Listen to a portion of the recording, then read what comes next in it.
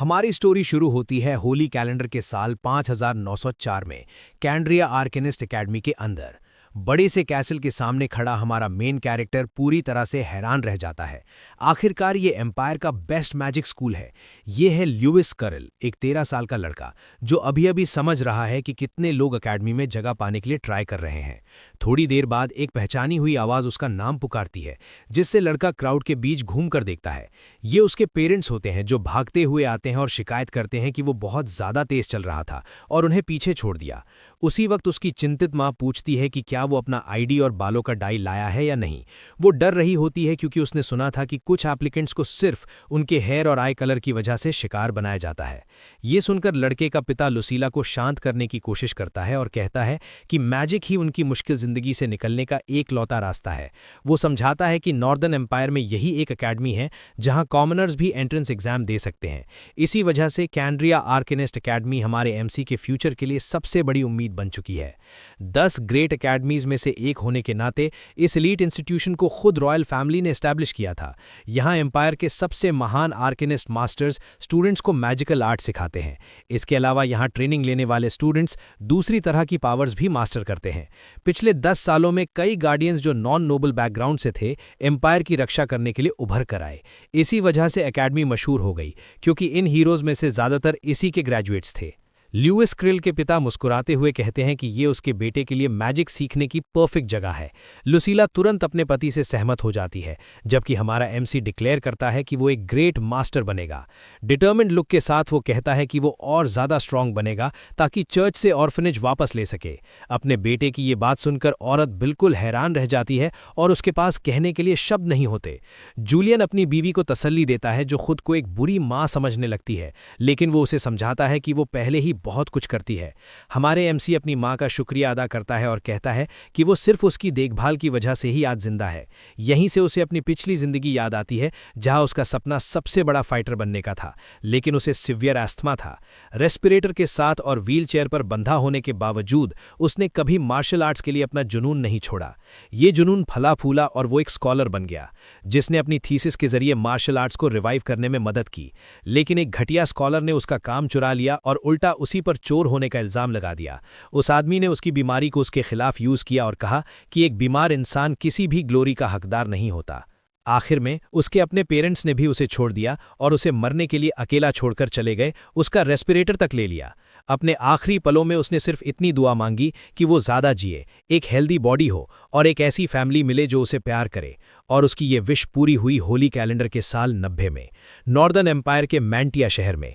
उस वक्त किसी ने लुसीला से पूछा था कि क्या वो वाकई उस बच्चे को अपनाएगी सिर्फ उसके बालों की वजह से।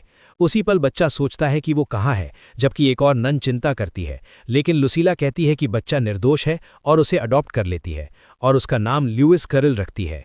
प्रेजेंट में वापस आकर हमारा एमसी खुशी से सोचता है क्योंकि अब उसके पास एक हेल्दी बॉडी है और एक ऐसी फैमिली जो उसे प्यार करती है।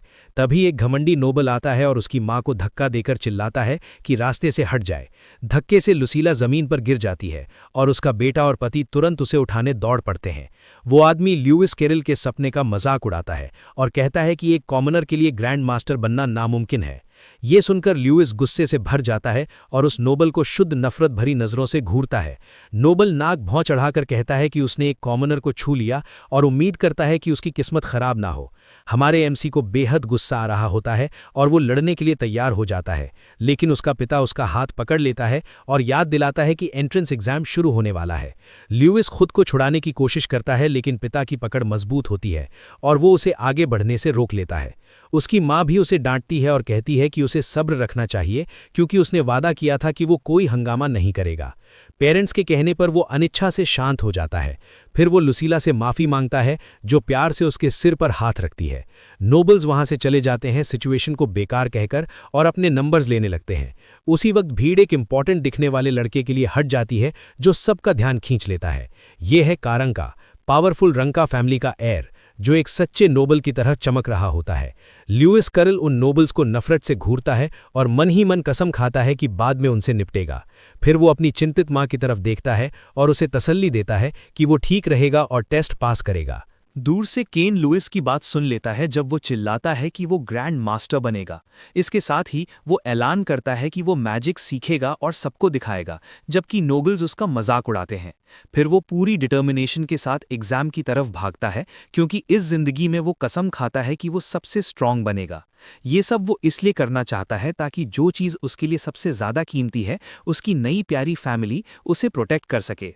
उसके पेरेंट्स चिंता के साथ उसे देखते रहते हैं, क्योंकि 20,000 एप्लीकेंट्स में से सिर्फ लगभग 30 लोग ही सिलेक्ट होते हैं। लेकिन जूलियन कहता है कि उसका अडॉप्टेड बेटा सबसे जिद्दी इंसान है जिसे वो जानता है, और जब लुइस किसी चीज़ का फैसला कर लेता है तो वो सीधा उस पर लग जाता है, और उनका काम सिर्फ उसे सपोर्ट करना है। हमारा एमसी एग्जाम हॉल में पहुंचता है और तुरंत नोटिस करता है कि वहां मौजूद सब लोग उससे बड़े हैं। अचानक एक आदमी आसमान से नीचे उतरता है और 160th एंट्रेंस एग्जाम के शुरू होने का ऐलान करता है। वो अपना नाम अरोनियन स्मिथ बताता है, जो एकेडमी का पावरफुल हेडमास्टर और एग्जाम सुपरवाइजर है। भीड़ ग्रैंड मास्टर की मौजूदगी से हैरान रह जाती है, जबकि लुइस दुनिया के 6 पावर रैंक्स के बारे में सोचता है। ये पावर रैंक्स हैं apprentice, fighter, master, grand master, says और आखिर में सेंट। इसका मतलब ये होता है कि हमारा एमसी समझ जाता है कि हेडमास्टर तीसरे सबसे ऊंचे रैंक से है, यानी दुनिया के एलीट। इसके बाद अरोनियन एक सीढ़ी की तरफ इशारा करता है और कहता है कि पहला टेस्ट उसे चढ़ना है।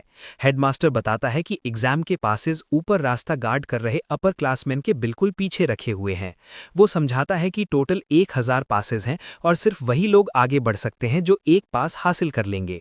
ऊपर मौजूद एक अपर क्लासमैन वार्निंग देता है कि जैसे ही पासेस खत्म हो जाएंगे, टेस्ट सबके लिए तुरंत खत्म हो जाएगा, और जोर से बिगिन चिल्लाता है।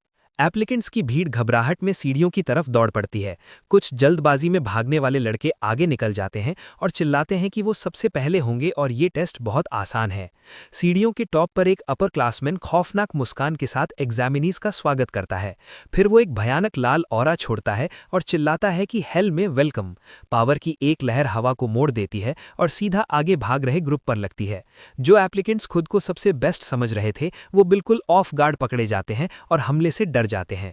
कुछ ही पलों बाद उनमें से कई लोग हवा में उछाल दिए जाते हैं और उनके डिस्क्वालिफिकेशन नंबर्स अनाउंस हो जाते हैं। बाकी एप्लीकेंट्स शॉक में आ जाते हैं और अपर क्लासमैन को पहचान लेते हैं। वो है लॉर्ड शीथ, मिनिस्टर का बेटा। इस दौरान लुइस कैरल शांत रहकर सब कुछ देखता है और अटैक से आ रही प्योर किलिंग इंटेंट को महसूस करता है। एप्लीकेंट्स पूरी तरह से कंफ्यूज हो जाते हैं और सोचते हैं कि क्या ये वाकई एक अटैक था। हमारा एमसी शांति से आगे बढ़ता है और बताता है कि ये एक रियल अटैक नहीं था। ये देखकर शांत दिखता हुआ लॉर्ड शीथ घमंड भरी नजर से आगे बढ़ता है। नोबल कमेंट करता है कि जिसका विल वीक होता, वो अब तक उसके पावरफुल ऑरा से डर के मारे बेहोश हो चुका होता। शीत हैरान होता है और कहता है कि लुइस कैरल में काफ़ी हिम्मत है जो वो अभी तक खड़ा है, लेकिन वो ये भी जोड़ता है कि यहाँ बहुत टैलेंटेड लोग हैं और एक कॉमनर के लिए कोई जगह नहीं है। बिना घबराए हमारा एमसी चैलेंजिंग लुक के साथ अपर क्लासमैन को घूरते रहता है। इस एटीट्यूड को देखकर नोबल डिसाइड करता है कि वो लड़के को सबक सिखाएगा। फिर वो अपनी पावर फोकस करता है और एक डायरेक्ट अटैक करता है ताकि लड़का घुटनों पर आ जाए। बाकी एप्लीकेंट्स क्रशिंग प्रेशर महसूस करते हैं और चिल्लाते हैं कि वो सांस नहीं ले पा रहे। जब सब लोग जमीन पर गिर जाते हैं, तब लुइस कैरल बिना किसी असर के खड़ा रहता है। फिर वो पूछता है कि क्या यही शीत का किलिंग इंटेंट है, और कहता है कि ये सिर्फ नॉर्मल लोगों को डरा सकता है। उसी पल लुइस को अपना पास्ट याद आता है और वो सोचता है कि उसने पहले ही कितनी भयानक चीजों का सामना किया है। उस जैसे ट्रेंड इंसान के लिए ये प्रेशर बस बच्चों का खेल था। उसे याद आता है कि वो असली मॉन्स्टर्स का सामना कर चुका है, इसलिए शीत का प्रेशर बिल्कुल बेकार है। ठंडी और फोकस नज़र के साथ हमारा एमसी अपर क्लासमैन के अटैक का जवाब देने के लिए तैयार हो जाता है। लुइस के उलट ये टफ दिखने वाला नोबल अपनी जिंदगी में कभी रियल खतरा फेस नहीं कर पाया था। हमारा एमसी तुच्छ मुस्कान के साथ कहता है कि ये इंटिमिडेशन उस पर काम नहीं करेगी। फिर वो जबरदस्त स्पीड के साथ आगे बढ़ता है और अपर क्लासमैन के एनर्जी बैरियर को तोड़ देता है। लुइस बिजली की तरह मूव करता है और शीत के ऑरा को ऐसे पार कर जाता है जैसे वो कुछ भी ना हो। गुस्से से भरा हुआ वो तैयार है नोबल्स को दिखाने के लिए कि रियल पावर क्या होती है। वो जोर से चिल्लाता है कि वो उन्हें महसूस कराएगा कि ट्रू किलिंग इंटेंट क्या होता है। उसकी फिस्ट से एक पावरफुल ब्लास्ट निकलता है। बाकी एप्लीकेंट्स पूरी तरह से शॉक में आ जाते हैं। शीत डर से जम जाता है, एक कॉमनर से आ रहे क्रशिंग प्रेशर को महसूस करके। लुइस की पंच अपर क्लासमैन के चेहरे से कुछ ही इंचेस पर रुक जाती है, जो रिएक्ट भी नहीं कर पाता। अगले ही पल लुइस अपना पंच रोक लेता है और एक गहरा इंप्रेशन छोड़ देता है। ठंडी नजर से लुइस गिरे हुए अपर क्लासमैन को देखता है और कॉम्बैट में अपनी सुपीरियॉरिटी दिखाता है। शीत घबरा जाता है और यकीन नहीं कर पाता जो उसने अभी देखा। बाकी नोबल्स के मुंह खुले रह जाते हैं क्योंकि वो देखते हैं कि लड़के ने बिना मैजिक यूज किए ये सब बर्दाश्त कर लिया। हंगामे की परवाह किए बिना हमारा एमसी गिरे हुए अपर क्लासमैन के पास से गुजरता है और कहता है कि वो आगे बढ़ रहा है। फिर वो शांति से उस बोर्ड तक पहुंचता है जहां एग्जाम के नेक्स्ट फेज के पासेस रखे हुए होते हैं। अपना हाथ बढ़ाकर वो एक पास उठा लेता है और नेक्स्ट स्टेज में अपनी जगह पक्की कर लेता है। ये देखकर शीत बिल्कुल गुस्से से पागल हो जाता है और अपनी बेइज्जती होने पर जोर से चिल्लाता है। वो हार मानने से इनकार कर देता है और लड़के की पीठ पर एक पावरफुल मैजिक अटैक लॉन्च कर देता है। ल्यूइस कैरल तुरंत घूमता है और बिना किसी मैजिक के सिर्फ अपने नंगे हाथों से हमले को रोकने की तैयारी कर लेता है। अटैक उसके हाथों पर लगता है, लेकिन हमारा एमसी मैजिक को ब्लॉक कर लेता है और एक जोरदार शॉक वेव पैदा हो जाती है। शीत पूरी तरह से हैरान रह जाता है क्योंकि वो ये मान ही नहीं पाता कि एक कॉमनर ने उसका मैजिक बिना मैजिक के ही रोक दिया। तभी हेडमास्टर अरोनियन वहां अपीयर होता है और ऐलान करता है कि लड़के ने टेस्ट पास कर लिया है, लेकिन शीत शिकायत करता है और कहता है कि वो सिर्फ एक कॉमनर है।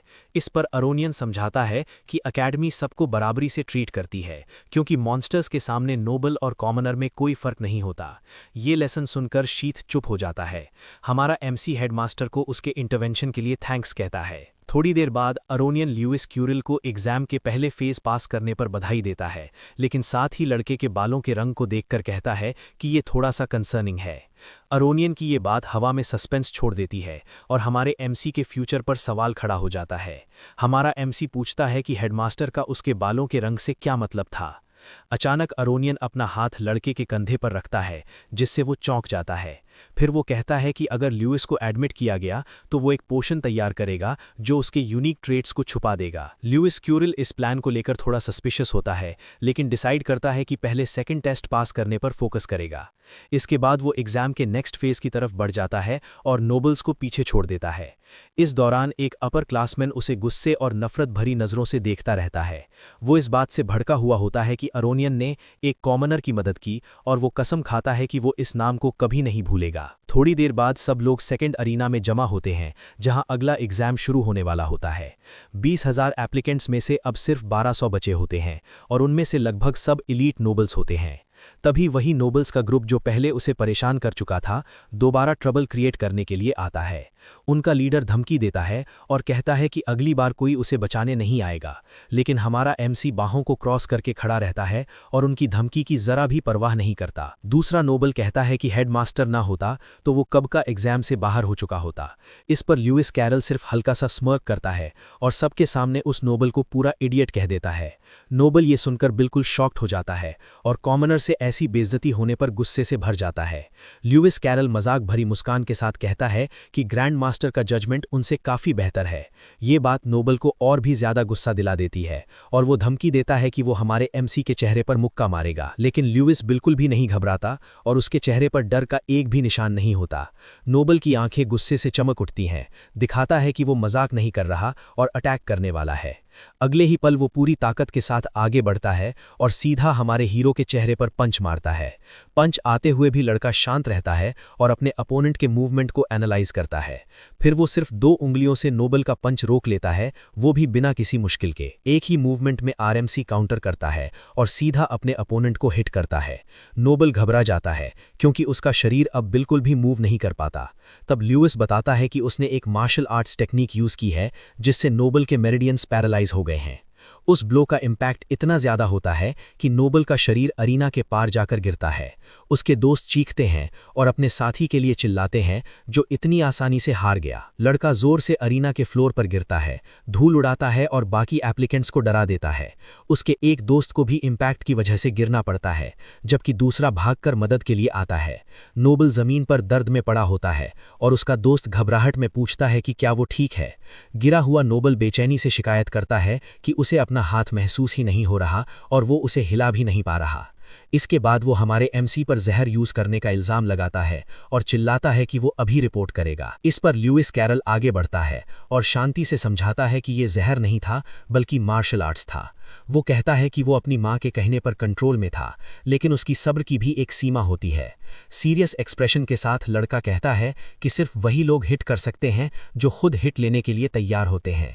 तभी एक हाथ उसकी कलाई पकड़ लेता है और उसे फाइट कंटिन्यू करने से रोक देता है। ये केन ओरांका होता है, जो उसे याद दिलाता है कि वो एक इंपॉर्टेंट एग्जाम के बीच में है। हेयर पूछता है कि क्या हमारा एमसी डिस्क्वालिफिकेशन का रिस्क लेना चाहता है। ल्यूइस चुपचाप केन को देखता है, लेकिन उसकी आंखों में सिचुएशन को लेकर अभी भी गुस्सा जल रहा होता है।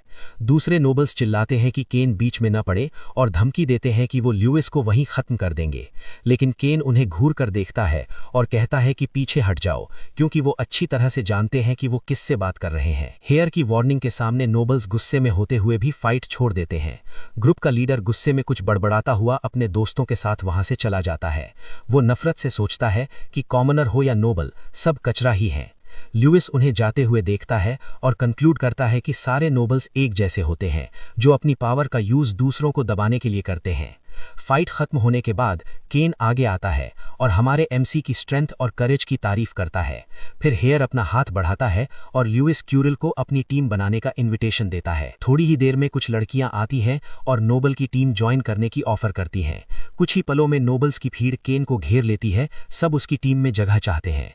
बाकी एप्लीकेंट्स बात करते हैं कि ओरांका फैमिली के हेयर के साथ टीम बनाना मतलब गारंटीड पास है, लेकिन हमारा एमसी सिर्फ अपना सर घुमाता है और केन की ऑफर को पूरी तरह से इग्नोर कर देता है। अचानक लार्ज कॉम्बैट अरीना के बीच में एक रोशनी से भरा हुआ मैजिक सर्कल बन जाता है। हवा में तैरते हुए हेडमास्टर अरोनियन सबको टेस्ट ऑफ विल पास करने पर बधाई देता है। थोड़ी देर बाद वो अनाउंस करता है कि अगला स्टेज आखिरकार टेस्ट ऑफ पावर होगा। इतना सुनते ही हर एप्लीकेंट के सीने पर चमकते हुए निशान उभर आते हैं, जिससे सब लोग पूरी तरह कंफ्यूज हो जाते हैं। केन हैरान होता है जब वो देखता है कि उसका मार्क अर्थ एट्रीब्यूट का है, बिल्कुल कुछ और लोगों की तरह। और आंका फैमिली का हीरो बिल्कुल शॉक में होता है, समझ नहीं पाता कि हो क्या रहा है। तभी केन का शरीर और बाकी लोगों का शरीर भारी हो जाता है, जिससे वो जमीन पर गिरने लगते हैं। पूरे अरीना में एक बहुत बड़ा अर्थ मैजिक सर्कल एक्टिवेट हो जाता है, जो सब एप्लीकेंट्स को ट्रैप कर लेता है। अरोनियन समझाता है कि सेकेंड एग्जाम के लिए वो इस मैजिक के इन्फ्लुएंस के नीचे फाइट करेंगे। नोबल्स ग्रैंड मास्टर के अर्थ मैजिक पर शिकायत करते हैं और कहते हैं कि इस तरह फाइट करना अनबिलीवेबल है। उनमें से एक केन की तरफ इशारा करता है, जो अरीना के बीच में नॉर्मली चल रहा होता है बिना मैजिक के इफेक्ट के। और आंका फैमिली का एयर खुद को संभालने की कोशिश करता है, जबकि बाकी सब पहले ही गिर चुके होते हैं। तभी केन ऊपर देखता है, हैरान होकर किसी चीज पर ध्यान देता है। वो होता है हमारा एमसी, जो अरीना की दीवार पर ऐसे दौड़ रहा होता है जैसे ग्रेविटी एग्जिस्ट ही ना करती हो। भीड़ शॉक में आ जाती है ये देखकर कि लड़का हेडमास्टर के स्टेज तक पहुंच गया है। अरोनियन लुइस कैरल का सामना करता है और कहता है कि वो फिर से सबसे पहले स्टेज तक पहुंच गया। एप्लीकेंट्स उसे पहले टेस्ट से पहचान लेते हैं और उससे आने वाला इंटेंस प्रेशर महसूस करते हैं। केन मुश्किल से खड़ा रह पाता है, जबकि उसने 3 साल की मास्टर लेवल ट्रेनिंग ली होती है और उसे लगता है कि ये प्रेशर बिल्कुल सही है। फिर अरोनियन अनाउंस करता है कि सिर्फ वही एप्लीकेंट्स जो अभी भी खड़े हैं अगले टेस्ट में पार्टिसिपेट कर सकते हैं। थोड़ी ही देर में एकेडमी का हेडमास्टर अपनी मैजिक से अरीना में एक चमकती हुई रोशनी क्रिएट करता है। उस रोशनी के साथ ही वेपन्स का पूरा आर्सेनल अपीयर हो जाता है और वो कहता है कि जो भी चाहे कॉम्बैट के लिए अपना वेपन चूज कर सकता है। वेपन्स हवा में घूमने लगते हैं और खड़े एप्लीकेंट्स की तरफ उड़ने लगते हैं। जबरदस्त एजिलिटी के साथ हमारा एमसी हवा से कई तलवारें एक साथ पकड़ लेता है। वो एक स्वॉर्ड चूज करता है और 2 नोबल्स का सामना करता है, जो उसे वार्न करते हैं कि जो भी स्टेज छोड़ देगा वो डिस्क्वालीफाई हो जाएगा। स्टेज के ऊपर से हेडमास्टर अरोनियन अनाउंस करता है कि एग्जाम आखिरकार शुरू हो रहा है। उंगली चटाकते ही वो कमांड देता है कि कैद स्लाइम्स को अरीना में छोड़ दिया जाए। उसी पल एप्लीकेंट्स के हाथ में पकड़े हुए सभी वेपन्स हवा में गायब हो जाते हैं। सब लोग कंफ्यूज हो जाते हैं और सोचते हैं कि ये इम्प्रिजन स्लाइम्स आखिर क्या हो सकते हैं। लेकिन हमारा एमसी कुछ अजीब महसूस करता है और तुरंत ऊपर देखता है, खतरे को समझ जाता है। अगले ही पल आसमान से कई नीली एनर्जी स्फीयर्स बहुत तेज गति से गिरने लगती हैं। ये स्फीयर्स अरीना के फ्लोर पर लगकर फैल जाती हैं, जिससे एप्लीकेंट्स और भी ज्यादा कंफ्यूज हो जाते हैं। धीरे धीरे ये क्रीचर्स अपना असली रूप दिखाते हैं और स्लाइम्स के रूप में सामने आते हैं। तब सबको समझ आ जाता है कि यही टेस्ट है। रूल्स अपीयर होते हैं। ब्लॉक करना 1 पॉइंट, डॉज करना 2 पॉइंट्स और डिफीट करना 5 पॉइंट्स के बराबर होता है। अरोनियन समझाता है कि रैंकिंग पॉइंट्स के बेसिस पर होगी और सिर्फ टॉप 100 आगे बढ़ेंगे। हमारे एमसी को समझ आ जाता है कि कंपटीशन काफी टफ होने वाला है उन लोगों के बीच जो पास होंगे। तभी एक जायंट स्लाइम छोटे छोटे ग्लोब्स शूट करना शुरू कर देता है, बिल्कुल प्रोजेक्टाइल्स की तरह। कुछ एप्लीकेंट्स को लगता है कि ये मॉन्स्टर्स काफी सिली है और उन्हें लगता है कि इन्हें डिफीट करना बहुत ईजी होगा। एक नोबल एक्साइटेड हो जाता है और अपने पहले 5 इजी पॉइंट स्कोर करने के लिए रेडी हो जाता है। इसीलिए वो अपनी स्वॉर्ड निकालकर छोटे ब्लू क्रीचर पर अटैक करने के लिए दौड़ता है। लेकिन अचानक उस क्रीचर के फेस पर एक बहुत अनॉयड एक्सप्रेशन आ जाता है और वो अटैक करने के लिए रेडी हो जाता है। उसके बाद स्लाइम कैनन बॉल की तरह शूट होता है और सीधा उस कॉकी एप्लीकेंट की तरफ बढ़ता है। नोबल कंप्लीटली शॉक्ड हो जाता है क्योंकि उसे बिल्कुल भी एक्सपेक्ट नहीं था कि मॉन्स्टर इतना फास्ट होगा। इसी के साथ उसकी स्वॉर्ड टूट जाती है और ब्लो सीधा उसके फेस पर लगता है। साथ ही एक और एप्लीकेंट डर के मारे चिल्लाता है जब एक स्लाइम उसकी तरफ उड़ता हुआ आता है। अगले ही मोमेंट वो बंदा जोर से हिट होता है और इम्पैक्ट की फोर्स से उड़ता हुआ दूर जा गिरता है। बाकी एग्जामिनीज पैनिक कर जाते हैं जब उन्हें छोटे क्रीचर्स की ट्रू स्ट्रेंथ दिखती है। उनमें से एक चिल्लाता है कि सब लोग केयरफुल रहें क्योंकि और स्लाइम्स आसमान से गिरते जा रहे हैं। रिजल्ट के तौर पर कई एप्लीकेंट्स इन अटैक से हिट हो जाते हैं और बिना डिफेंस के ग्राउंड पर गिर जाते हैं। अरीना पूरी तरह से केओस बन जाता है जहां मॉन्स्टर्स बिना रुके हर तरफ से अटैक कर रहे होते हैं। जब फाइट चल रही होती है, प्रॉक्टर्स हर पार्टिसिपेंट के स्कोर्स नोट करते जाते हैं। एक वुमन अरोनियन को इन्फॉर्म करती है कि ओरांका और दूराहान फैमिलीज के यंग मास्टर्स एग्जाम में शामिल हैं। इस वजह से उसे लगता है कि इस साल एक नया पॉइंट रिकॉर्ड टूट सकता है। लेकिन एक और प्रॉक्टर कमेंट करता है कि कुछ एक्सीलेंट कॉमनर्स भी हैं, जैसे वो लड़का जिसे उसने हेल्प की थी। अरोनियन स्माइल करता है और कहता है कि ल्यूइस कैरल इंटरेस्टिंग है और टेस्ट में सबको सरप्राइज कर सकता है। लेकिन प्रॉक्टर नोटिस करता है कि फिलहाल हमारा एमसी सिर्फ फाइट को ऑब्जर्व कर रहा है। वो कमेंट करता है कि टेस्ट शुरू होने के बाद से लड़का 1 इंच भी मूव नहीं हुआ है। एक एप्लीकेंट सोचता है कि वो क्या कर रहा है और मानता है कि स्लाइम्स बस बहुत फास्ट है। इसके साथ ही वो उसे मॉक करते हैं और कहते हैं एक कॉमनर जल्दी ही कंपटीशन से एलिमिनेट हो जाएगा। तभी एक जायंट स्लाइम हाई स्पीड पर हमारे हीरो की तरफ चार्ज करता है। क्रीचर बहुत रैपिडली अप्रोच करता है, रेडी होता है हेड ऑन अटैक के लिए, लेकिन हमारा एमसी बिल्कुल काम रहता है और मॉन्स्टर का सामना प्योर बोर्डम के एक्सप्रेशन के साथ करता है। एक स्विफ्ट मूव में वो अटैक डॉज कर लेता है जो उसके पीछे खड़े एक और एप्लीकेंट को लग जाता है। जिन लोगों ने उसे अंडर एस्टिमेट किया था उनके जॉज ड्रॉप हो जाते हैं क्योंकि वो बिलीव नहीं कर पाते कि उसने अटैक डॉज कर लिया। थोड़ी देर बाद एक और ब्लू क्रीचर उसकी तरफ चार्ज करता है उसे नॉकडाउन करने के लिए, लेकिन लड़का फिर से डॉज कर लेता है और मॉन्स्टर पास खड़े एक नोबल को हिट कर देता है। फोकस्ड गेज के साथ हमारा एमसी अपनी ट्रू स्किल दिखाने के लिए रेडी होता है। उसके बाद कई स्लाइम्स उसे घेर लेते हैं और एक साथ सब तरफ से अटैक करते हैं। वो नोबल जिसने उसे मॉक किया था स्मर्क करता है, पूरी तरह से श्योर होता है कि इस बार लड़का एस्केप नहीं कर पाएगा। डेंजर का सामना करते हुए हमारा एमसी बस अपनी आंखें बंद करता है और पूरी तरह से कॉन्सेंट्रेट करता है। उसी मोमेंट में उसे अपनी ट्रेनिंग याद आती है जो उसने आइस के माउंटेन पर की थी। उसके फ्रेंड्स कंप्लेन करते हैं कि उस पर रॉक्स थ्रो करना डेंजरस है और कोई हर्ट हो सकता है, लेकिन ल्यूइस कैरल उन्हें काम करता है और कहता है कि ये ठीक है क्योंकि वो एक नई एबिलिटी टेस्ट करना चाहता था। इसके बाद लड़के रैली हो जाते हैं और वॉर्न करते हैं कि अटैक्स उसकी तरफ आ रहे हैं। अगले ही मोमेंट वो एक साथ कई रॉक्स थ्रो करते हैं अपने फ्रेंड के रिफ्लेक्सेस टेस्ट करने के लिए। ल्यूइस को याद आता है कि अपनी पास्ट लाइफ में उसने ह्यूमन बॉडी के बारे में एक हाइपोथेसिस बनाया था। उसके बाद उसने ट्रेनिंग की थी ब्रेन से इन्फॉर्मेशन ट्रांसमिशन को एक्सेलरेट करने के लिए। इस तरीके से वो ट्रेजेक्टरीज कैलकुलेट कर सकता था और इंस्टेंटली किसी भी अटैक पर रिएक्ट कर सकता था। आंखें बंद करके वो रैपिडली अप्रोचिंग अटैक से सारा डेटा गैदर करता है। फिर उसका mind fraction of a second में सारे पॉसिबल इवेजन रूट्स कैलकुलेट करता है और वो परफेक्शन के साथ मूव करता है। बिना किसी रॉक से हिट हुए सब अटैक्स डॉज कर लेता है। उसके फ्रेंड्स के जॉस पूरी तरह ड्रॉप हो जाते हैं। लड़की की स्किल देखकर कंप्लीटली शॉक्ड हमारा एमसी अपने फोरहेड से स्वेट वाइप करता है। खुश होता है कि उसकी टेक्निक परफेक्टली वर्क कर गई। उसके फ्रेंड्स उसके पास भाग कर आते हैं और पूछते हैं कि उसने ये कैसे किया और क्या ये कोई नई टेक्निक है। इस पर वो एक्सप्लेन करता है कि इस स्किल का नाम वॉइड कॉम्बैट कैलकुलेशन है, जिससे वो सब कंफ्यूज हो जाते हैं। वो स्मर्क करता है और समझाता है कि बैटल का आउटकम शुरू होने से पहले ही डिसाइड हो जाता है। उसके बाद वो क्लेम करता है कि उसकी टेक्निक किसी भी कॉम्बैट का आउटकम प्रेडिक्ट कर सकती है। वापस प्रेजेंट में उसकी आंखें इंटेंसली ग्लो करने लगती हैं जब वो अपनी पावर को मैक्सिमम पर एक्टिवेट करता है। उसका दिमाग इंफॉर्मेशन प्रोसेस करना शुरू कर देता है और अरीना में मौजूद हर मॉन्स्टर की एग्जैक्ट ट्रेजेक्टरी कैलकुलेट करता है। ये कैलकुलेशंस एक अब्सर्ड स्पीड पर कंप्लीट हो जाती हैं, जहां स्लाइम्स के हर मूव को प्रेडिक्ट किया जा रहा होता है। पीसी के साथ 4 मॉन्स्टर्स उसे घेर लेते हैं और एक ही वक्त पर सब तरफ से अटैक करते हैं। हमारा एमसी रियलाइज करता है कि स्लाइम्स फास्ट तो हैं, लेकिन वो सिर्फ स्ट्रेट लाइन में ही अटैक कर सकते हैं।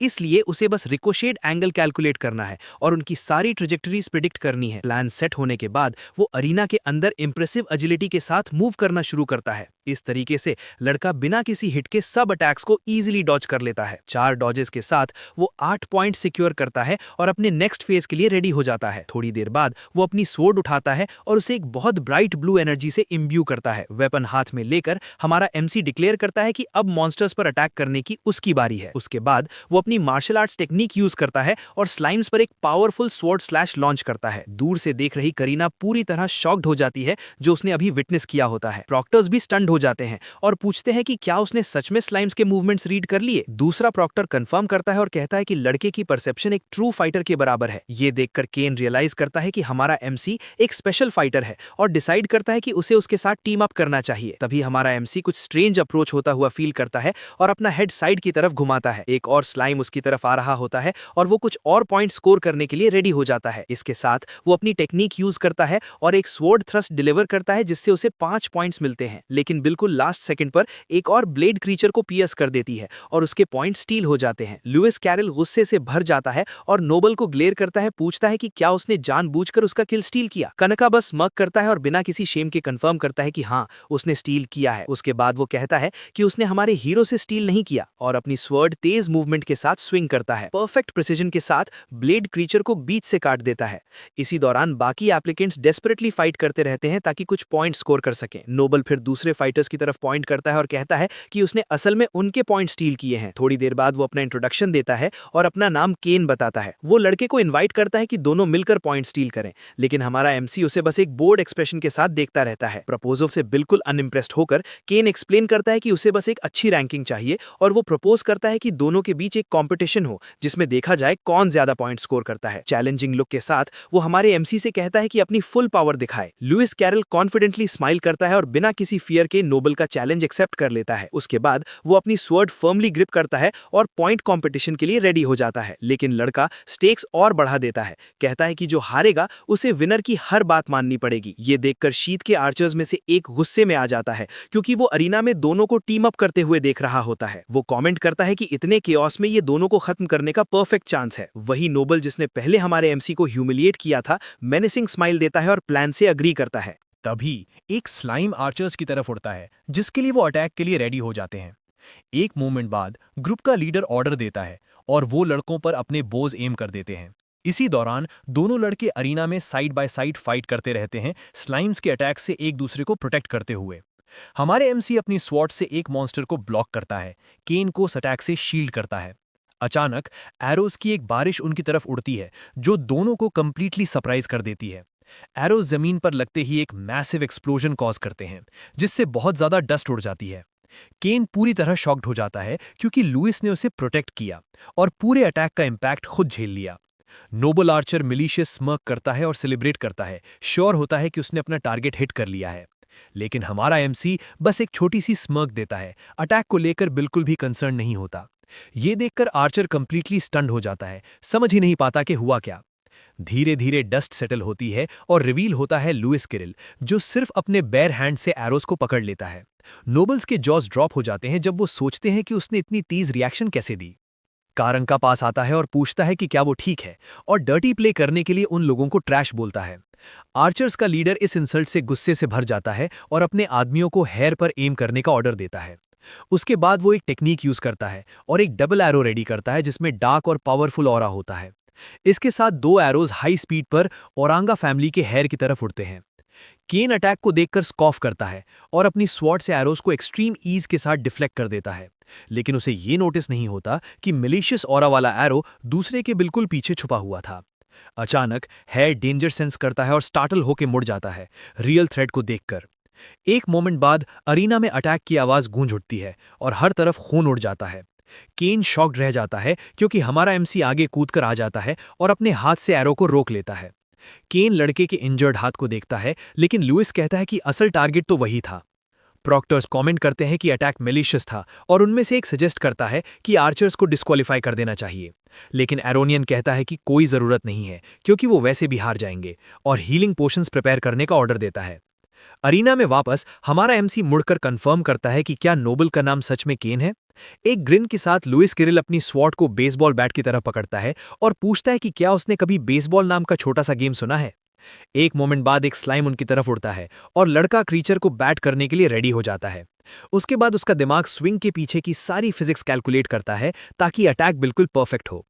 उसकी आंखें ब्लू एनर्जी से ग्लो करती हैं जब वो डिसाइसिव ब्लो पर अपनी पूरी स्ट्रेंथ फोकस करता है, और फिर वो अपनी स्वॉर्ड से बेसबॉल टेक्निक यूज करते हुए क्रीचर को बैट कर देता है, जो टेक्निक उसने खुद क्रिएट की थी।